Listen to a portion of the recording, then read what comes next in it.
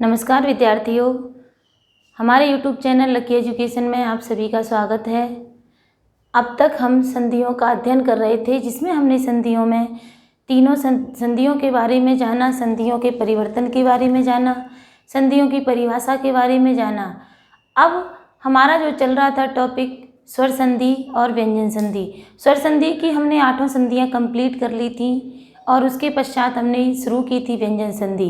व्यंजन संधि में देखिए, हमारी जो व्यंजन संधि की परिभाषा है, जब 2 या 2 से अधिक स्वर वर्ण अथवा व्यंजन वर्णों का आपस में परस्पर मेल होता है, उनसे बनने वाला नया शब्द ही व्यंजन संधि कहलाता है, या विकार जो उत्पन्न होता है वो व्यंजन संधि कहलाता है। तो व्यंजन संधि का हमने जो उदाहरण देखा था, जगदीश, जगत प्लस ईस बराबर जगदीश, जिसमें देखिए दा प्लस ई बराबर, यानी कि दा जो है वो व्यंजन वर्ण है और ई है वो अच का है, यानी कि स्वर का है। तो इन दोनों के मेल से जो वर्ण बना हमारा जगदीश, वो हमारी हो गई व्यंजन संधि। इसमें हमने आगे पढ़ी थी व्यंजन संधि के जो प्रकार हैं वो हैं हमारे कोर्स में मात्र 3 ही हैं, जसत्व, अनुस्वार और परसवर्ण। लेकिन उनके आगे मैंने आपको बताया था कि 4 संधियां और पढ़नी पड़ेंगी, ताकि हमें विसर्ग संधि में कोई भी किसी प्रकार की बाधा ना आए। तो हमारी जो व्यंजन संधि की जो पहली संधि थी वो हमने अनुस्वार संधि कंप्लीट कर ली थी, जिसका सूत्र था मु अनुस्वार। मु अनुस्वार संधि का सूत्र हमने पढ़ा था कि मांत पद का अनुस्वार हो जाता है, जैसे हमने पढ़ा था हरिम वंदे, हरिम प्लस वंदे। और जब हमने इसको पूरा मिलाकर के जो शब्द बनाया था, तो जो माँ था उसका हमने हरि के ऊपर माँ अनुस्वार की बिंदी लगा दी थी और पूरे को ज्यों का त्यों लिख दिया था। बहुत ही सिंपल संधि है। अधिकतर इसमें से उदाहरण आते हैं एग्जाम में, या तो संधि विच्छेद किए हुए आते हैं या फिर संधि युक्त पद के आते हैं, लेकिन संधि का नाम लिखना मस्ट होता है इसमें। आगे अब अगली संधि हम पढ़ रहे थे जसत्व संधि। जसत्व संधि में जैसा कि मैंने आपको बताया था कि इसमें भी 3 सूत्र काम करते हैं, 3 प्रकार से होती है। इसमें हम 3 प्रकार से परिवर्तन कर सकते हैं जसत्व संधि में। तो देखिए 3 प्रकार से परिवर्तन किस प्रकार से होते हैं। उसमें हमने पहला परिवर्तन पढ़ा था जलाम जशो अंते, जिसका सूत्र था पहला जलाम जशो अंते, जिसको हमने समझा था जल प्रत्याहार के पश्चात यदि अंते माने अंत में कोई अच वर्ण आए अथवा स्वर वर्ण आए, तो उस जल प्रत्याहार के वर्णों के स्थान पर जस आदेश हो जाता है और अच उसमें जुड़ जाता है। तो देखिए जो जल प्रत्याहार के जो वर्ण हमने पढ़े थे वो थे प्रत्येक वर्ग का पहला, दूसरा, तीसरा, चौथा वर्ण और सा और हा। ये हमारा जल प्रत्याहार था। इसके पश्चात हमने पढ़े थे जस प्रत्याहार के वर्ण। वो थे जब गण 10, यानी कि प्रत्येक वर्ग का तीसरा वर्ण। अब हम इस संधि के सूत्र में अब हम आगे बढ़ते हैं। इसके हमने सारे उदाहरण कर लिए थे, जिसमें हमने अजंत पढ़ा था, षडानन पढ़ा था, सुवंत पढ़ा था और जगदीश पढ़ा था। इस प्रकार से हमने उसके पहले सूत्र के उदाहरण किए थे, जिसमें कि पहले वर्ण के स्थान पर तीसरा वर्ण हो जाता है। तो जसत्व संधि का जो सबसे अच्छा जो मतलब है वो यही है कि प्रत्येक वर्ग का तीसरा वर्ण संधि युक्त पद में आना चाहिए। तो संधि युक्त पद में प्रत्येक वर्ग का तीसरा वर्ण आएगा। का का गा, चा का जा और टा का डा और ता का दा और पा का वा। इस प्रकार से ये सभी वर्ण हलंत होते हैं, क्योंकि व्यंजन वर्ण हमेशा अधूरे होते हैं, वो स्वरों से ही पूरे होते हैं। अब हमारी जो जसत्व संधि चल रही थी उसका दूसरा सूत्र है झलाम जस जसी। झलाम जस जसी, तो झलाम का मतलब हो गया झल प्रत्याहार के वर्ण। तो झलाम जस जसी में हमने पढ़ा झल प्रत्याहार के वर्ण। झल प्रत्याहार के वर्ण हमें आने चाहिए, जो कि मैंने आपको माहेश्वर सूत्रों के माध्यम से बता दिया था। तो देखिए झल प्रत्याहार में कौन कौन से वर्ण आते हैं। प्रत्येक वर्ग का पहला, दूसरा, तीसरा और चौथा वर्ण, और जो 5वां वर्ण होता है वो नहीं आता, और अंतस्थ व्यंजन नहीं आते। तो कहने का मतलब ये है कि पहला, दूसरा, तीसरा, चौथा वर्ण और सा हा, इनमें से कोई सा भी वर्ण आ सकता है। जस प्रत्याहार में मैंने आपको पहले ही बता दिया था कि प्रत्येक वर्ग का तीसरा वर्ण, जब गण 10, जो कि कौन सा प्रत्याहार है, जस प्रत्याहार है। तीसरा है हमारा झस, थोड़ा सा ही अंतर है। जस प्रत्याहार में हमने पढ़ा है कि प्रत्येक वर्ग का तीसरा और चौथा वर्ण, तीसरा चौथा वर्ण यानी कि गा और घा, जा, झा, डाढ़ा, दाधा और वाभा, इस प्रकार से ये जो होते हैं हमारे प्रत्येक वर्ग के तीसरे और चौथे वर्ण। अब देखिए इसकी परिभाषा यानी कि सूत्र की व्याख्या में हम क्या करेंगे, उसमें देखिए, जब पूर्व पद के अंत में झल प्रत्याहार के वर्ण आए और उसके पश्चात झस प्रत्याहार के वर्ण आए तो झलों के स्थान पर जस आदेश हो जाता है। तो देखिए हम इसको एक उदाहरण के माध्यम से समझेंगे कैसे इस झस प्रत्याहार होता है। मैंने यहाँ एक उदाहरण लिखा लवधि, लवधि। अब देखिए इसमें ये तीसरा वर्ण आ रहा है और ये चौथा वर्ण आ रहा है। यहाँ हमने पढ़ा था पहला, दूसरा, तीसरा, चौथा, इनमें से कोई सा भी वर्ण आ रहा है। तो देखिए यहाँ कौन सा वर्ण आ गया, चौथा वर्ण। उसके पश्चात झस प्रत्याहार के वर्ण आए।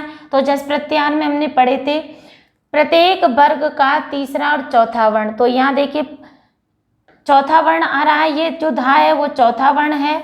तो देखिए ये इसके स्थान पर क्या हो जाएगा, तो झल के स्थान पर, तो झल पहले आए तो झल के स्थान पर जस आदेश हो जाएगा। तो देखिए झल प्रत्याहार का वर्ण है भा, तो इसके स्थान पर जस क्या होगा, प्रत्येक वर्ग का तीसरा वर्ण।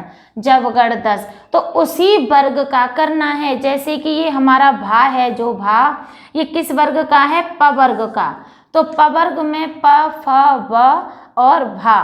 तो पा, फा, वा, देखिए पा, फा, वा और भा, पहला, दूसरा, तीसरा और चौथा।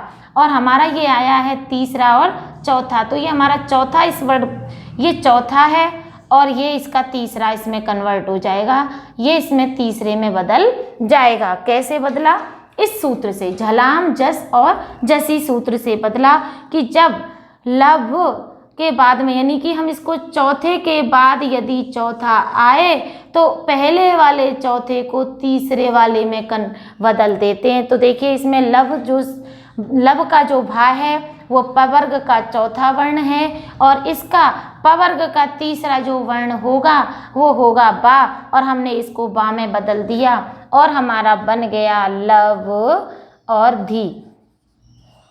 इसको लास्ट वाले को हम नो चेंज करते हैं क्योंकि इसमें कोई चेंज नहीं होता, यानी कि जो ये इधर वाले वर्ण हैं झस प्रत्याहार के वो ज्यों की त्यों यथावत रहते हैं।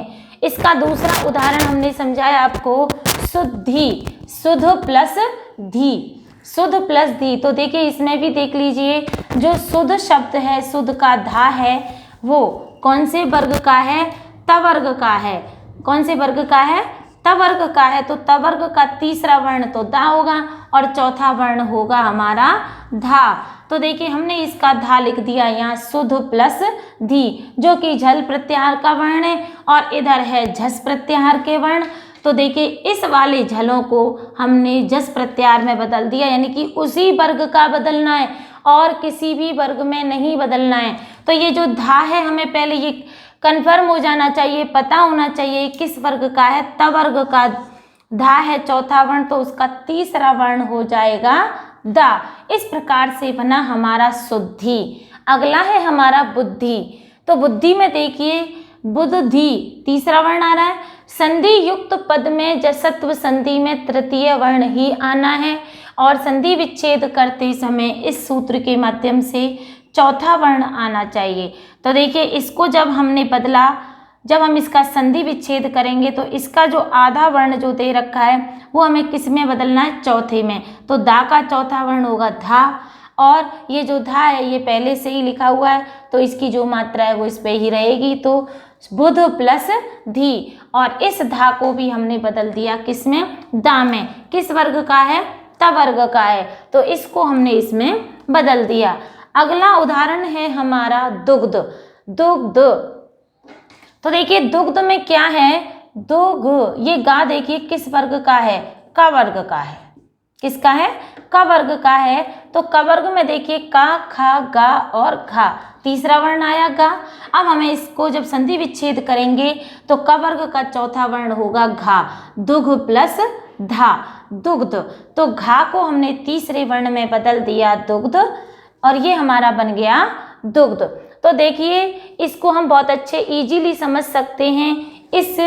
ये जो हमने बनाया है इस बोर्ड के माध्यम से कि तीसरे को चौथे में और चौथे का तीसरा, यानी कि एक और इसमें टेबल बना सकते हैं, चौथा प्लस चौथा, फोर्थ, यानी कि फोर्थ, और इसको हमने बदल दिया किसमें, तीसरे में। तो इसके माध्यम से भी हम इस सूत्र को समझ सकते हैं। यदि चौथे के बाद चौथा आए तो पहला जो चौथा वाला वर्ण है वो उसी वर्ग के तीसरे वाले वर्ण में परिवर्तित हो जाता है। और हम इसको दूसरे माध्यम से समझ सकते हैं, यदि संधि विच्छेद वाले शब्द में तीसरा वर्ण आए और उसके बाद यदि चौथा वर्ण आए तो उस तीसरे वाले को चौथे में करके चौथा प्लस चौथा हो जाता है। यानी कि इस प्रकार से इस संधि को संधि विच्छेद करके भी समझ सकते हैं और संधि युक्त पद से भी समझ सकते हैं। तो हमें इसके जो उदाहरण हमने जो लिखवाए हैं ये सटीक उदाहरण है, इन्हीं उदाहरणों में से ही आपको अच्छे से आ जाता है। दोबारा से देख लीजिए, जसत्व संधि का दूसरा पार्ट है ये। तो इसका जो उदाहरण होगा, इसका जो सूत्र है वो है झलाम जस झसी, झल प्रत्याहार के वर्णों के पश्चात यदि झस प्रत्याहार के वर्ण आए तो झलों के स्थान पर, किनके स्थान पर, झलों के स्थान पर जस आदेश हो जाता है। ये भी हमें अच्छे से आना चाहिए कि झल प्रत्याहार में कौन कौन से वर्ण होते हैं, जस में कौन से होते हैं और जस में कौन से होते हैं। ये जब भी आप पाएंगे आपको, जब आपको माहेश्वर सूत्रों का और प्रत्याहारों का अच्छे से ज्ञान होगा।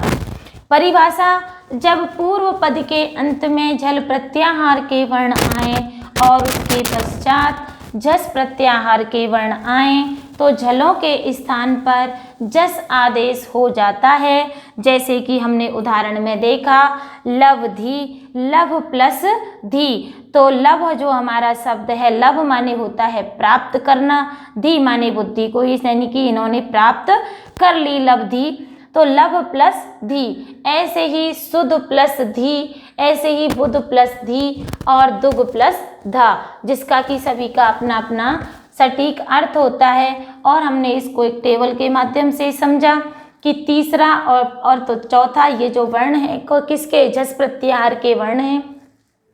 तो देखिए संधि विच्छेद करते समय जो आएगा वो चौथा प्लस चौथा आएगा, लेकिन ये जो चौथा वर्ण है वो किस में कन्वर्ट हो जाएगा, तृतीय वर्ण में हो जाएगा। तो इस प्रकार से हमने इस संधि को समझा। और इसका जो दूसरा अगला नेक्स्ट जो सूत्र आएगा वो हम आगे देखेंगे। उस सूत्र में हम समझेंगे कि उसमें जलाम जयो हो अन्य तरस्याम एक सूत्र आता है, उसके माध्यम से हमें केवल उसमें एक ही उदाहरण अधिकतर पढ़ने में आता है, जो है बाघघरी।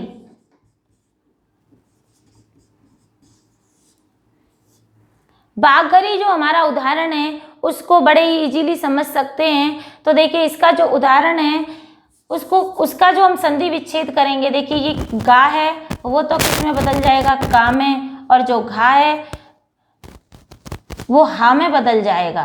किस में बदल जाएगा, हा में। तो हम इसका जो वो संधि विच्छेद करेंगे वो करेंगे बाघ प्लस हरि।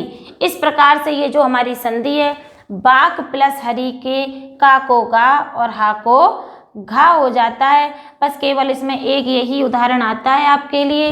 तो इस सूत्र को कराने का कोई ज़्यादा मीन्स भी नहीं है। अधिकांश जो उदाहरण आते हैं वो झलाम जशो अंत्य में से ही आते हैं, जो मैंने आपको सबसे पहले करवाई थी। लेकिन इसके ये जो तीनों पार्ट हैं वो सभी को आने चाहिए कि बाघघरी का जो होता है वो संधि विच्छेद वो क्या होता है और किस सूत्र से होता है। उस सूत्र को अभी आपके लिए लिख के दिखा देती हूँ। वो सूत्र है उसका झयो हो अन्य तरस्याम। ये इसका उदाहरण है जयो हो इसका सूत्र है जयो हो अन्य तरस्याम, और इसका सूत्र हो जाता है बाघघरी, बाघ प्लस हरि। इस प्रकार से ये हमारी जो जसत्व संधि है वो यहीं पर कंप्लीट हो जाती है। और इस संधि को कंप्लीट करने के पश्चात अब हमारी नेक्स्ट संधि शुरू होगी पर सवर्ण संधि। तो नमस्कार बच्चों, जय हिंद, जय भारत।